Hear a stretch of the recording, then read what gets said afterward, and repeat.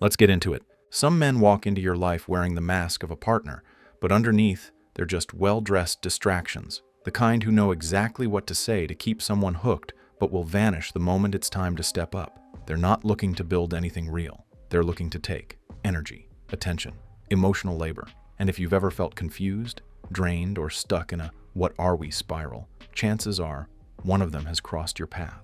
These aren't just frustrating experiences, they're patterns. And there's a reason they keep happening. Let's start with the raw truth. Boys aren't out here winging it. They're calculated. They say nice things, give compliments, and show just enough affection to stay in the game, all with the sole intention of meeting their own needs. Sex is the hook, but it's not the whole story. They want validation, emotional fulfillment, an ego boost. And the worst part? They want all of that without offering anything real in return. This is where many get blindsided, because it's easy to believe it's just about the physical, but these guys go deeper than that. They tap into insecurities. They sense when someone is unsure of their own value. They know when someone craves connection so badly that they'll overlook the obvious red flags, and they use it. Now think about the last time that kind of guy showed up. Did he ask how the day was? Genuinely? Did he show up when it counted, not just when it was convenient? Or did it always feel like maybe he cared, but something just didn't line up? If any of that sounds familiar, congratulations. That wasn't a glitch. That was a textbook fuck boy move. And these types? They've got radar. They specifically target women who haven't learned how to spot their patterns yet. Because to them, it's not personal. It's opportunistic. They're drawn to unclear boundaries, to constant self-doubt, to people-pleasing tendencies, to anyone who hasn't yet decided, deep down, I'm not doing this anymore. That's the real secret.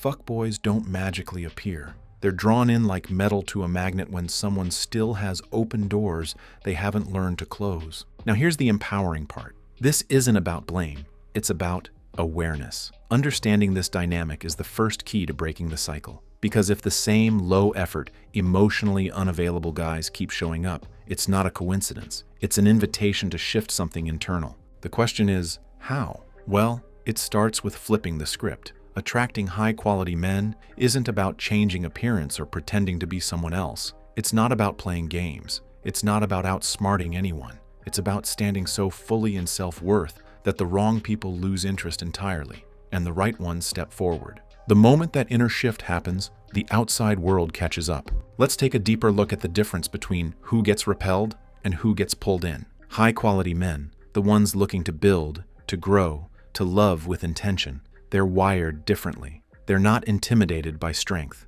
They're drawn to it. But here's the trick. Strength doesn't mean cold or detached. It means rooted, solid, confident without performing for approval. And they notice things that boys don't. They see how someone handles themselves in conflict. They feel the calm in someone who doesn't chase. They recognize emotional maturity and independence, and instead of being scared off by it, they respect it. They match it. This is where the real shift begins. Attracting a partner of value begins by embodying the traits they already live by. It's not about finding someone to fix or chase. It's about creating a life so rich, so full, so magnetic, that anyone who's not equipped to meet that energy simply falls off. And they do, fast, because here's the twist that changes everything. Fuckboys don't thrive in high self-worth environments. They can't. Their tricks don't land. Their inconsistencies aren't tolerated. Their games have nowhere to play. Confidence repels them like bug spray. But let's get real.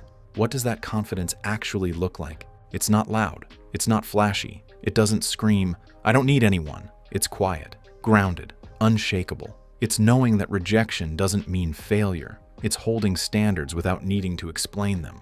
It's walking away at the first sign of disrespect, not as punishment, but as policy. It's choosing peace over potential. Because here's the truth. Confidence doesn't chase. It doesn't beg. It doesn't cling. It attracts, naturally, effortlessly, and most importantly, with clarity. When someone becomes confident in their worth, everything about how they show up changes. Texts don't get answered just because someone's bored. Let's see where this goes.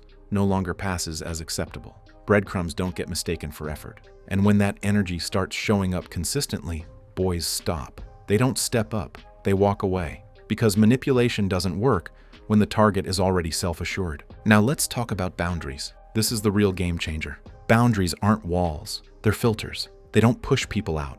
They reveal who belongs, and without them, chaos reigns. The wrong people stay too long, the right ones get confused, and no one really knows where they stand. Healthy boundaries say, "This is how I expect to be treated," and more importantly, "This is what I will not allow." They look like ignoring the midnight "you up" text. They sound like, "I don't do last-minute hangouts." They show up when someone stops justifying delayed responses, empty promises, and surface-level connection. They create clarity, and clarity is what boys avoid at all costs. Because a woman with boundaries is a woman who can't be played. She's not confused. She's not hoping.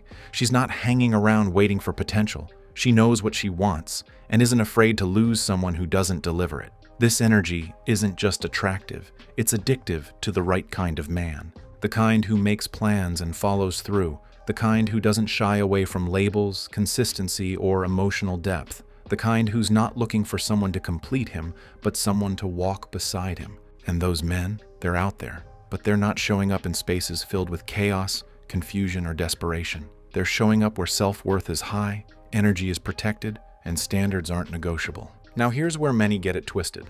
There's a myth that being easygoing, low maintenance, and having no expectations makes someone more desirable. Wrong. That's not confidence, that's fear in disguise. True confidence sets expectations, not because it needs to control, but because it knows its value. It knows that being chosen for the right reasons is more important than being chosen quickly. It knows that not everyone gets access, and that's a good thing. So when someone shows up with mixed signals, that energy gets met with silence. When they avoid defining the relationship, that absence gets matched with distance. When they treat your time like an afterthought, the door quietly closes. This is the kind of strength that changes the dating game entirely. Because now the focus isn't on, how do I get him to choose me? It becomes, is he even qualified for the kind of love I offer? That shift rewires everything. Suddenly the whole approach changes. Instead of proving worth, there's protection of peace. Instead of bending to fit someone else's rhythm, there's alignment. And instead of over-explaining boundaries, they're simply enforced. And here's something crucial. High-quality men are not afraid of this. They welcome it because they've done the work. They've built the emotional muscles. They've sat with their stuff and leveled up. So when they meet someone who mirrors that energy, it's not a challenge, it's a match. That's what real attraction looks like. And the best part? It doesn't require perfection. It requires presence, self-awareness, a commitment to growth, a life that feels good with or without a partner. That's the secret. Stop trying to be the most agreeable, the most impressive, the most pleasing. Start being pleasable. That means being someone who's already full, already lit up, already living with joy and purpose. So when someone comes along, they don't become the joy, they join it. That's the energy high-quality men respond to. And the best part? Fuckboys can't fake their way through it. They fumble, they flake, they fade fast, because that level of presence exposes their shallowness. And when the contrast is that clear, there's no temptation to look back. So if the goal is to attract the kind of man who respects, cherishes, supports, and builds, start by becoming the kind of woman who expects, embodies, and holds space for that. Don't perform, don't chase, don't audition. Live fully, love deeply, lead with standards. The rest, it'll fall into place. When that internal alignment becomes real, not just a Pinterest quote or a temporary boost, but something lived every single day, everything around starts shifting. And here's the beautiful irony. The effort required to repel fuckboys isn't active, it's passive. They walk themselves out. They sense the lack of weakness, the absence of chaos, and it makes them uncomfortable because they can't operate where there's no confusion to exploit. Where there's self-worth, there's no room to negotiate bare minimum. Where there's clarity, mixed signals don't even register. That's when low-effort energy gets turned off like a light switch. They don't argue. They don't fight to stay. They simply disappear because they know, deep down, that this space isn't for them. And that's not a loss. That's alignment doing its job. Why? Because energy doesn't lie. Confidence, clarity, and healthy boundaries create an environment where games don't work. These boys can't thrive in that space. They can't manipulate someone who validates herself. They can't gaslight someone who trusts her intuition. And they can't breadcrumb someone who won't chase crumbs. This is when dating becomes easy. Not because it's without challenges, but because the nonsense filters itself out. No more decoding texts that make no sense. No more hoping someone eventually comes around. No more rationalizing behavior that clearly doesn't feel good. Instead, it's straightforward. It's aligned. It's mutual effort, mutual respect, mutual clarity. It's someone who wants to show up and does. And how do you stay in this space? You commit to yourself first. That means building a life so fulfilling, anyone who steps into it needs to elevate it, not disrupt it. That means focusing on joy, growth, adventure, self-care, passions, purpose. That means not waiting to be chosen, but choosing yourself every single time. And here's the catch that most don't realize. The more someone chooses themselves, the more magnetic they become. Not because they're unavailable, not because they're playing hard to get, but because that inner glow is real and impossible to ignore. That's what lights up a room. That's what makes people lean in. That's what separates the ones who pretend to love from the ones who know how. The real question then becomes, how can someone stay in that space long term? Because it's not about a one-week glow-up. It's about a lifestyle of self-respect. So, let's zoom in even deeper. What does self-respect look like in action? It looks like saying no without guilt. It looks like not rearranging an entire life for someone who hasn't earned that space. It looks like being unavailable for confusion. It looks like no longer explaining to grown adults how to treat someone right. And when someone arrives who's not aligned with that, it's not a breakdown, it's a redirection. Because when clarity is the standard, chaos doesn't feel romantic, it feels repulsive. Here's the next step. Start evaluating people not by how they feel, but by how they act. Words are easy. Effort is expensive. So pay attention to the effort. Does this person initiate plans? Do they follow through? Are they curious about who you are, not just how you look? Do they support your goals or just tolerate them? Do they listen when you speak or wait for their turn to talk? That's the litmus test. The men worth knowing won't leave you guessing. They won't keep you in a holding pattern. They'll make their interest known and their respect obvious. And if that's not what's happening, that's your answer. It doesn't need to be louder than that. Now let's touch on something powerful. The idea of being too much. How many have been told that before? Too loud, too strong, too emotional, too ambitious, too something. But here's the truth. Those words are rarely about the person they're aimed at. They're about the one saying them.